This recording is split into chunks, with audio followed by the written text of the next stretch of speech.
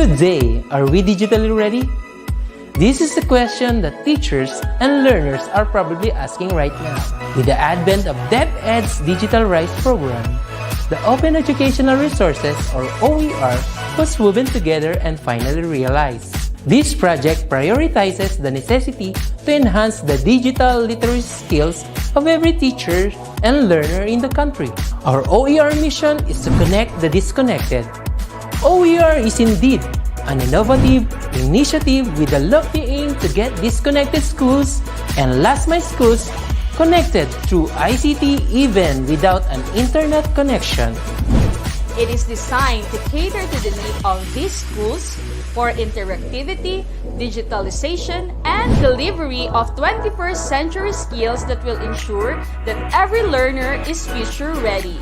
Join us in another training workshop and learn more about open educational resources, whose primary purpose is to provide support and assistance to learners and teachers in this rapid advancement of technology. Our goal is to build and strengthen the capabilities of public and private teachers, school heads, and supervisors by teaching you to create and design interactive, localized, and contextualized instructional materials for teaching using basic, advanced, and proficiency software and tools. Surely, this will be another exciting and engaging webinar training workshop. Together, let's all rise amidst this crisis. Para sa bata, para sa bayan, para sa guro. Sulong, ito kalidad!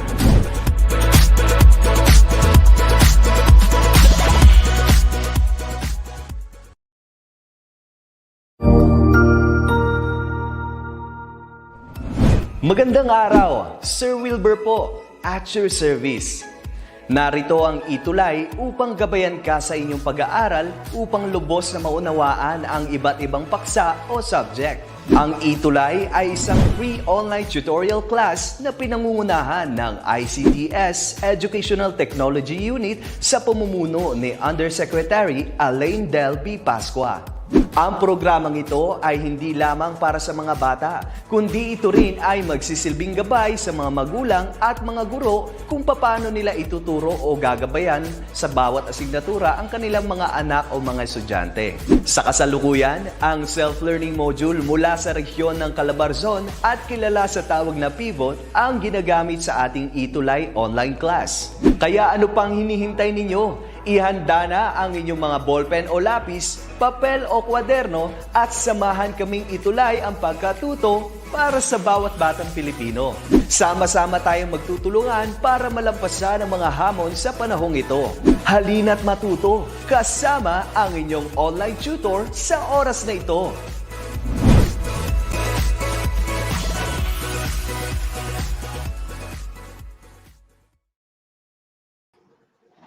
Magandang araw, ako si Tutor Mark, ang inyong makakasama para sa ating Math Remediation program. Kaya kung kayo ay handa na para sa ating gawain, siguraduhin lamang na hawak na ninyo ang inyong mga lapis o ballpen, kasama na ang inyong papel o kwaderno dahil kinakailangan natin ang mga ito para masolve natin ang mga math problems na aking ibibigay sa inyo.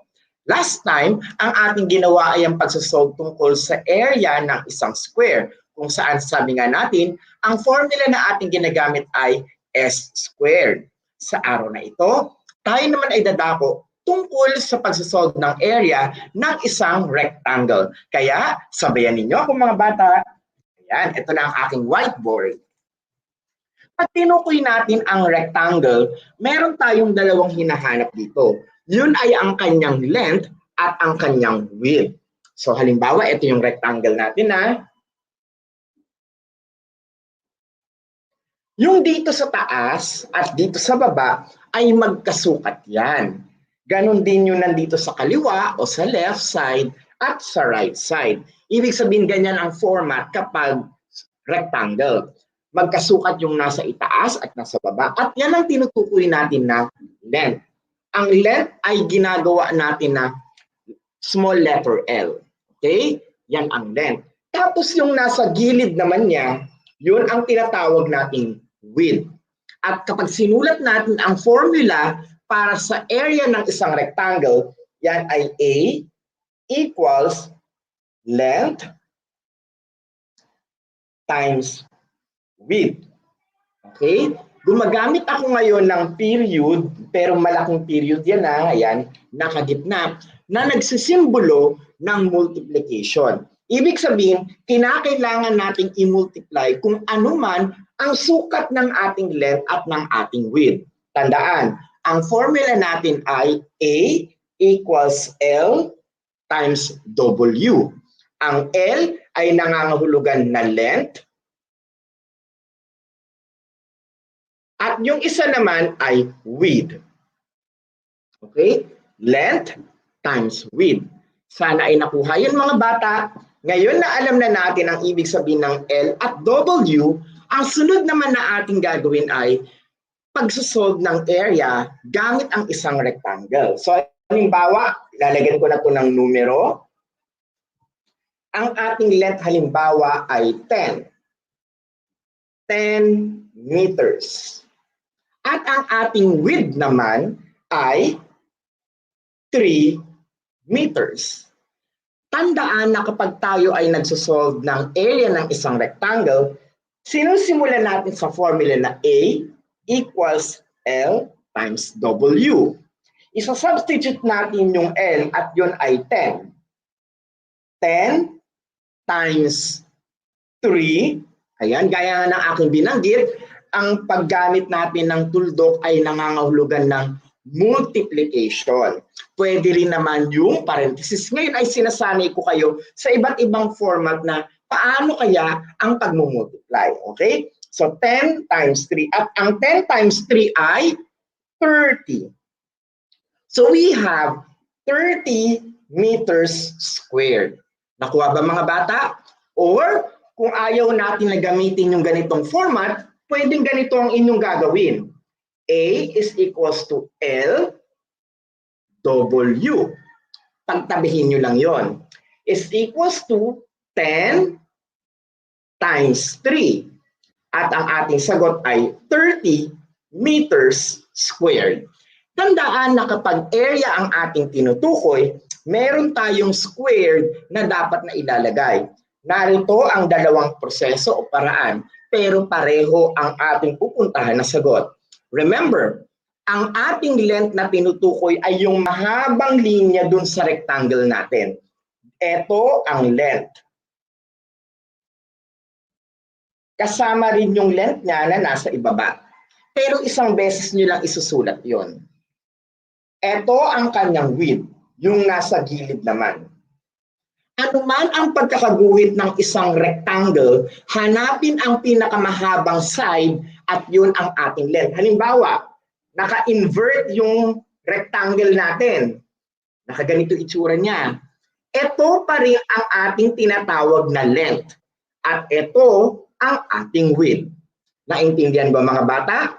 Ano man ang pwesto o pagkakaguhit ng rectangle, tandaan niyo yung mahabang na hilera o yung parang parallel, yun ay ang ating length. Yung nasa gilid naman niya, yun ang width. You have an option to choose a big period signifying a multiplication symbol o etong nakaparenthesis. Sana ay nakuha mga bata. Now, we move on to our second question. Okay, erase ko dito. Kunin na ang inyong mga lapis at papel at sabayin nyo ko sa pagsasolve. Easy round ulit tayo. Ito ang ating rectangle. Yan. Ang sukat nito ay 17 centimeters. Ang sukat naman nito ay 4 centimeters. Ating isolve ngayon ang area ng rectangle na ito. Everybody, let's begin with the formula. A is equals to L W. Nakuha ba? O ngayon, na nakuha na ninyo yung ating ginagamit na formula, ating ngayong isa-substitute yung number. Ano ang length natin dito sa ating illustration? Tama. Ang sagot ay 17 centimeters. Ilalagay natin dito yung 17. Ano ang width? Magaling. 4. At atin ngayong i-multiply yung 17 at 4. So 17 times 4. 4 times 7 is 28. Put 8, carry 2. O dapat marunong mag-multiply. 4 times 1 is 4. Dagdagan ng 2, it's 6. Therefore, 17 times 4 is equals to 68. Yon ang ating magiging sagot. 68 centimeter squared. Pareho ba tayo ng naging kasagutan mga bata? Kung opo, hit like or heart at titignan ko ang mga nakakuha ng tamang kasagutan dito sa ating item number 2 sa ating pagsasolve ng area ng rectangle. O di ba ang dali-dali lang? Basta alam natin kung alin dito ang length at width. Importante na yung length, yung mahaba, yung width yung nasa gilid natin. Okay? So, kung ito ay inyong nakuha, very good mga bata, at ang nakakuha nito ay si Jonah Saragosala, ganun din kay Akisha Ariola, at kay Fiona Ariola. Ayan, very good. Okay. Nakuha ninyo yung dalawang items na easy. Lipat tayo sa average round. Paano kagaya ng square? Ngayon tignan natin ha. Magbibigay ako ng susunod na bahagi. Pero ito, hindi ako magdodrawing. Pero i-indicate ko lang kung ano yung length at width. Okay?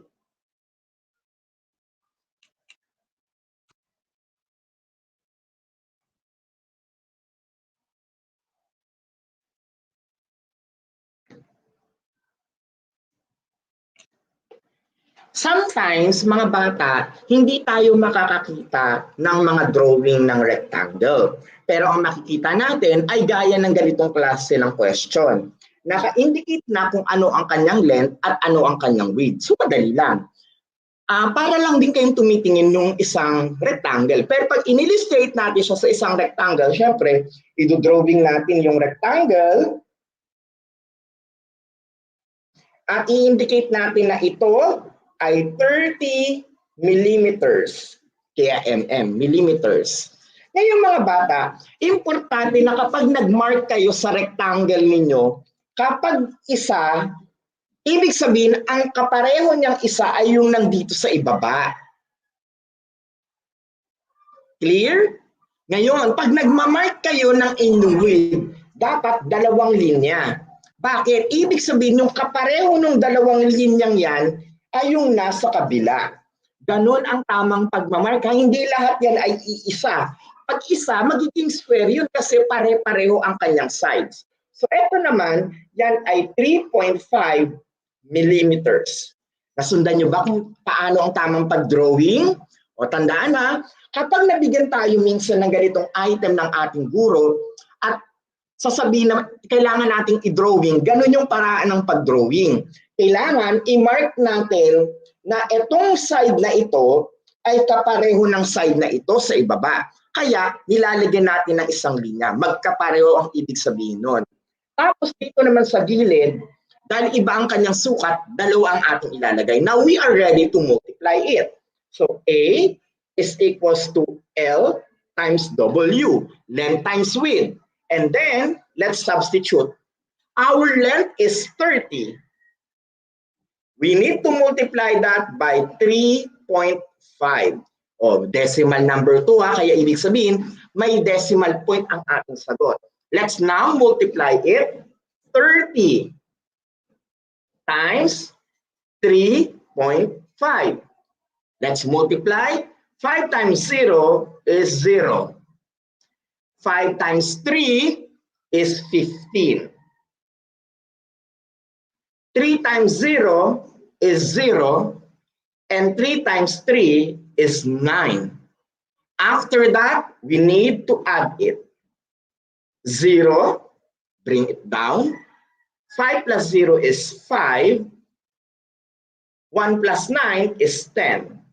And we need to count the number of decimal point dito. Bale, ang decimal point natin ay ito iisa lang, 1. So, lalagay din natin 1. At hindi na ito kasali. Okay? Kasi para ang nangyari dyan, doon sa mismong number na ito, 105.0. Eh, di ba yung 0.0 usually, hindi mo na-indicate yun unless na meron pa siyang number na kadugtong doon na hindi 0. So our final answer here in 30 times 3.5 is 105 millimeter squared. Huwag kakalimutan yung squared ha. Pareho ba tayo ng naging sagot mga bata? Kung opo, magaling dahil nakuha ninyo ang ating tamang sagot. Tatandaan, napakadali lamang ng pagsasolve nito, basta ang importante ay tignan natin yung number of decimal places natin para tama rin ang ating magagawang sagot. Nakuha ba ninyo ang 105 millimeters squared? Kung opo, hit like or heart. Tignan nga natin. Sabi ni Akisha Ariola, yan, at ganun din kay Rian Bermilio, sabi nila, tama po ang sagot ko na 105 millimeters squared. Ayan, at marami tayong mga mag-aaral na nanonood ngayon sa atin. Thank you po. Tandaan na, this is only a remediation program para magabayan kayo at ma-refresh ang inyong mga natutunan. Okay, isa pang average round. So, erase ko na ulit ha. So sa mga nakakuha ng tamang sagot, mahusay at nakikinig kayo ng mabuti. O, di pa tayo sa next item. Ang susunod natin na item ay ito. Drawing na naman ako ng rectangle. Ang aking digit ay 7.2 centimeters. Yon ang ating length. Ang ating width naman ay 1.5 centimeters. O, isosolve natin ngayon ang item na ito. Ready na ba mga bata? Let's begin! Write down the formula. A is equals to LW. Nakasabay ka ba? Kung opo, magaling. Let's substitute the number. Ano ang L o length? 7.2. Lagyan natin ng parenthesis. Ano ang width? Tama, 1.5. And now, we are ready to multiply the numbers. 7.2 times 1.5. Let's multiply. 5 times 2 is equals to 10. Put 0 here, carry 1. 5 times 7 is 35. Plus 1, correct, 36. Tapos na tayo dito sa una. Di pa tayo dun sa 1. 1 times 2, ang dali niyan, 2. Pantay-pantay, kasi nandito na siya sa pwestong ito. 1 times 7 is 7. Let's put it here. After that, we need to add. 0 plus natin is 0. 6 plus 2 is 8. 3 plus 7 is 10. Let us count the number of decimal places. 1, 2. From here, let's move. 1, 2. Kaya ang ating sagot ay 10.8. Dahil nilagyan natin ang decimal place 1, 2, 1, 2. We need to move it. Kaya naman, ang ating final answer ay 10.8 centimeters squared. Nakasunod ba kayo mga bata? Kung paano natin nakuha ang tamang sagot? Kung nakuha ninyo ang 10.8 centimeters squared, hit like or heart. Balikan. Paano nangyari yun? Minultiply lang natin yung 5 times 2, 10. Carry 1. 5 times 7, 35. Plus 1, 36. 1 times 2 is 2. 1 times 7 is 7. And then, add it. 0. 6 plus 2 is 8. 3 plus 7 is 10. Rule natin, bibilangin ang decimal places. Ito, isa. Ito, dalawa. So, dahil dalawa, from the end part, move natin ang dalawang movement papunta sa left. 1, 2. At ang ating sagot ay 10.8 o 10 and 8 tenths. Yun ang ating magiging kasagutan. Kaya kung nakuha ninyo ang 10.8 centimeters squared, hit like or heart, sabi nga ni Jonas Saragasola, sabi niya, Tama po ako. Ganon din kay Martin Angel. Sabi niya, tama daw siya. At kay Luigi Matilla. Okay, very good. Now, let's move on to the next part of our activity. Sabi natin, tapos tayo kanina sa AC, nag-average tayo. Difficult round. O eto, tignan ko nga ang galing ninyo pag nag-difficult round tayo. Sa difficult round, simple lang ang ating gagawin. Magbibigay ako ng illustration, pero may butas. O, tignan ninyo to ha. Usually, pag nakakita ng mga ganitong tanong yung mga bata, nanlalaki yung mga mata nila, paano to solve? Okay, madali lang to. Okay? Minsan, may mga teachers na nagbibigay ng ganitong klase ng question. So, pasensya na hindi ako makadrawing ng perfect na rectangle. I-imagine niyo na ito ay isang rectangle. Okay? Bakit ko nilagyan ng parang dot? Ibig sabihin, buong rectangle ito, pero yung tanong na binigay ng teacher nyo, binutasan niya yung rectangle. Pwede yung ganong tanong, mga bata, pero huwag matatakot. Ngayon, lalagyan ko na to ng numbers. Okay? Ito ay 15 meters. Okay, 15 meters yung nasa tuktok ha. O yung length natin. Sunod, ang ating width ay 11 meters. O ito yung width natin ha, 11 meters. Siyempre, hindi natin maisosolve ito nang walang detalye yung butas sa loob. Kaya lalagyan ko din to ng number. So yung butas natin sa loob ay, ito ay 2 meters. Ayan, 2 meters yan ha. And then yung kanyang gilid ay 7 meters. So, kumpleto na yung detalye natin. I want you to focus onto this illustration, mga bata. Kasi kapag tinukoy natin ang pagsosolve ng area, kinakailangan pinag-iisipan niya ng mabuti. Okay? At hindi lahat ng mga nakikita natin ay puro perfect na rectangle. Minsan may mga butas gaya ng ganito. Huwag matatakot at akin kayong gagabayan. Ready? Na-drawing na ba ito? Tandaan, yung length natin sa taas ay 15. Kung 15 to, 15 din yung haba ng nasa ibaba. Okay? Next. Kung 15 yan, yung ating width naman ay 11 meters. Tapos yung sa pinakaloob, as an illustration lang po ha, kasi baka may mga pilosopo, ganyan ba talaga sukat niyan? Again, it's just an illustration ha. Yung loob natin, o yung butas sa loob, ayan, 2 meters ang kanyang width, 7 meters ang kanyang length. Okay? Ready na? Step number 1. Tandaan mga bata, ang una nyong isosolve ay kung ano ang kabuuan. Ano ang kabuuan? Ito bang nasa gitna? Yung butal o itong buo?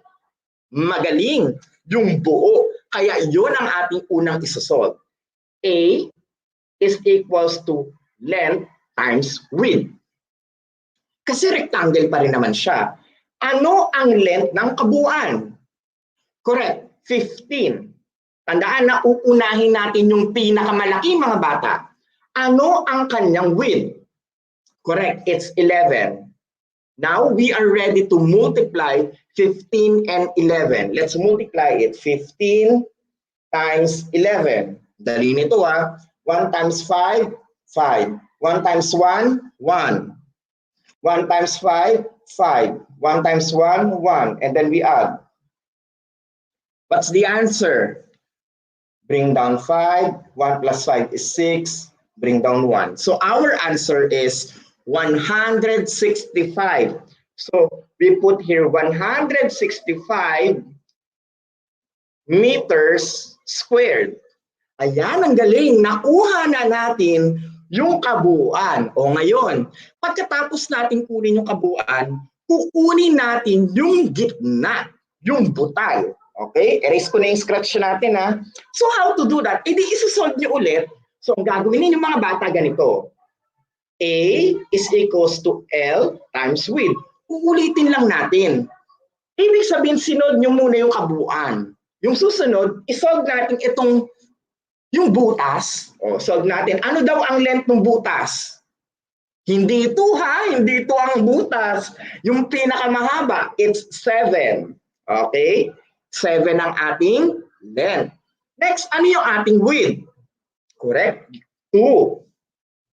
Okay, nakuha na natin, di ba? 7 times 2. What is 7 times 2?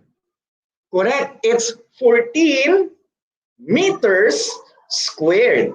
Ibig sabihin mga bata, if we will analyze it, itong nawawalang area ito o yung binutasan natin na spot, yan daw ay 14 meters. Kung ang tanong ng teacher nyo ay ito lang na area, anong gagawin natin sa kabuuan para dito? Tama. Kung ang naiisip mo ay i-minus, kaya kukunin natin ang 165, i-minus ninyo sa 14, makukuha natin yung area na drawing natin kanina. Let's subtract it. 5 minus 4, 1. 6 minus 1, 5. Bring down 1. Therefore, our area for this illustration is 151 meters squared. Pareho ba tayo nang nakuha ang sagot mga bata?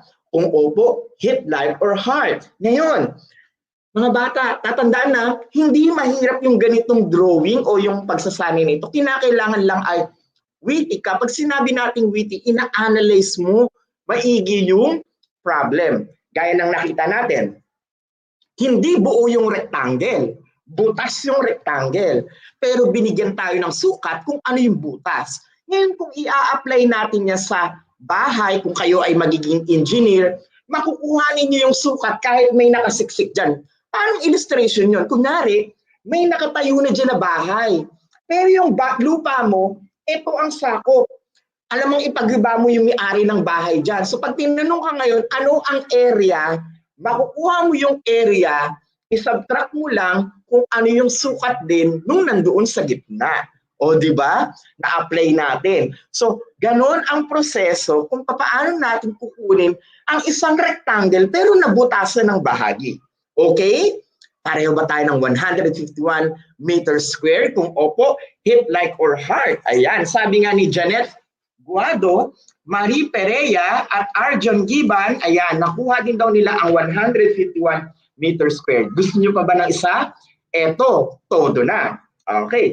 Kinakailangan, maalala ninyo yung lesson natin last week na square. Ang gagawin natin ngayon, rectangle na meron pang square. Okay? Tignan ko nga kung makukuha ninyo ang ating sagot. Magdodrawing muna ako.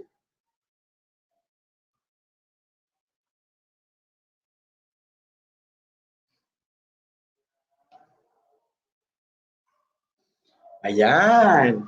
Ito yung ating illustration ngayon. Ito yung sinasabi ko na meron ng rectangle, meron ka pang square. Oh. Ito yung square. Okay? Ito yung square natin ha. So halimbawa, ang sukat na binigay sa atin dito ay 2 meters. 2 meters yan. Kung 2 meters yan, lahat ng yon side niya ay 2 meters din. Remember, ito ay square. Tapos ito naman yung ating rectangle. So, binigyan din na tayo ng sukat. Ito ay may sukat na 8 meters. Ayan. Tapos ito naman ay may sukat na 7 meters. Hindi siya perfect na rectangle. Hindi rin siya buong square, pero pinag-combine. Ganon ang kanyang illustration. So, tinanong ka ng teacher mo, paano ang area nito? So, ang gagawin mo lamang ay simple. Isolve mo yung square at isolve mo yung rectangle, tapos i-combine mo naman siya. Hindi ka magsasubtract kasi hindi siya butas. Buo siyang illustration. So, to do that, A is equals to S squared. Let's solve first for the square. What is the side? 2. And put the square. It means 2 times 2. 2 times 2. What is 2 times 2? Correct. That's 4. So ang sagot natin ay 4 meters squared. Para dito. Ngayon, isosolve naman natin itong ating rectangle. Ready? A is equals to L W. What's our length? Correct, it's 8. 8 times the width, that's 7. What is 8 times 7? Ang sagot natin ay 56. So, ibig sabihin, meron tayong 56 meters squared para naman dito sa ating rectangle. Eh kung ganito ang illustration at hinahanap natin ang kabuuang area niya, ibig sabihin, i-combine natin yung area ng square at area ng rectangle. Therefore, we have 4 meters squared. Idagdag natin sa 56 meters squared.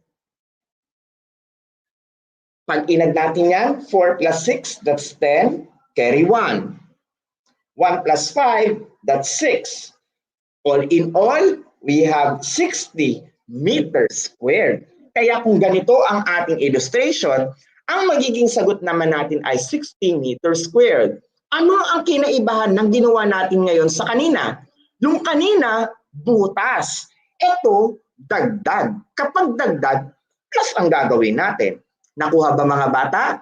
Kung nakuha ninyo, hit like or heart. Kaya naman sa nakakuha ng 60 meters squared kagaya ni Christine Joy Zamora, Lexer Riley Javier at John Paulo Lacas, very good. O di ba ang dali-dali lang mga bata?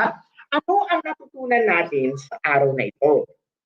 Natutunan ninyo kung paano tayo mag-solve perfectly ng isang area para sa isang rectangle. At pinakita ko rin sa inyo na possible na yung pagsasolve natin ng rectangle ay may mga butas na parts. At kapag may mga butas na parts, tignan, maigi suriin kung yung butas ba niya ay square o kung yung butas ba niya ay isa ring rectangle. At ang mangyayari nun, kukunin nyo muna yung kabuuan na area bago ninyo isubtract doon sa butas na part. Kapag naman may extension, kagaya ng ito, extension, ang mangyayari naman ay isosolve ninyo, titignan, square ba yun? Rectangle ba yun? Tapos kung ano ang area ng dalawa, i-combine nyo para makuha ang tamang sagot. O di ba? May bago kayong nakita na ay pwede palang gano'n at kapag kayo ay tinanong na ng inyong teacher ay masasagutan ninyo. So sa susunod natin na pagkikita this coming Friday, itutuloy natin ang ating lesson tungkol sa pagsasolve ng area at lilipat tayo para sa triangle naman. Yung polygon na may tatlong sides. Kaya kita-kits tayo this coming Friday. Muli, ako si Tutor Mark na makakasama ninyo for our math remediation program. Sana ay nag-enjoy kayo. Paalam!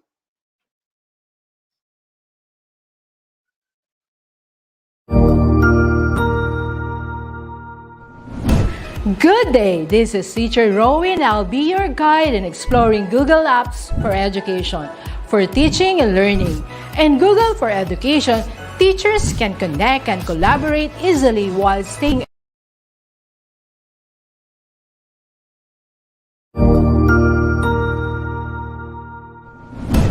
Good day! This is Teacher Rowan. I'll be your guide in exploring Google Apps for Education, for teaching and learning. In Google for Education, teachers can connect and collaborate easily while staying on task. It gives teachers the freedom to spend more time personalizing the learning experience and less time managing it. Students can learn essential skills such as 21st century problem solving, which they can use it in their future careers. As such, the accessibility features will also help and assist every learner to do their best work. Google offers different useful applications that we can use to connect education to technology. This will help our teachers as a 21st century educators to innovate and find ways on how to make teaching and learning more exciting, engaging, effective, and flexible to the demands of the society. Let's re-explore the education experience by discovering new angles to create, collaborate, and communicate as one. Para sa bata, para sa bayan, at para sa guro. Ang pagkatuto huwag gawing komplikado. Sulong edukalidad.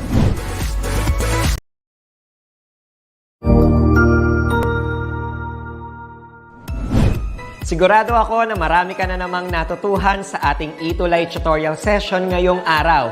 Tandaan, ito ay hindi lamang para sa ating mga mag-aaral, kundi pati rin sa ating mga minamahal na guro at mga magulang na kaagapay natin para maituloy ang pagkatuto sa kabila ng nararanasang pandemya.